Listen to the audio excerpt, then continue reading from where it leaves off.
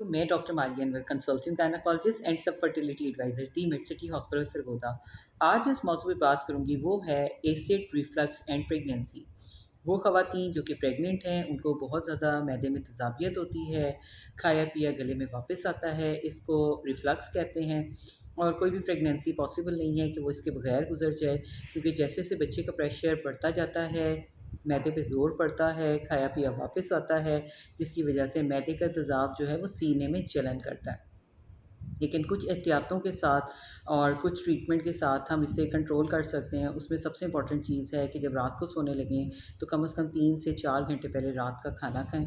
उसके बाद कम से कम आधा घंटा चहलकदमी ज़रूर करें और दिन में 3 से 4 मरतबा थोड़ा-थोड़ा करके खाएँ। जब खाएँ तो चबा के खाएँ।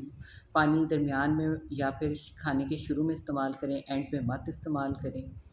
इसके साथ-साथ जो आप लेटती हैं तो करवट में लेटें, सर के नीचे 2 तकिए रखें और आप अवॉइड करें कोलास को, जो कि सिट्रस फ्रूट्स होते हैं उनको, उसके साथ-साथ फैटी फूड को, जंक फूड्स को और बहुत ज़्यादा जो मिर्च मसालों वाले खाने होते हैं इनको अवॉइड करें और चॉकलेट्स को भी अवॉइड करें, कॉफ़ी और टी को भी। इसके आप ले क्या सकती हैं, आप गर्म दूध में हल्का-सा शहद डाल के लें, उससे ये बेहतर हो जाता है। दही का भी इस्तेमाल कर सकती हैं और दिन में फ्रूट्स लें, सैलड्स लें, वेजिटेबल्स लें।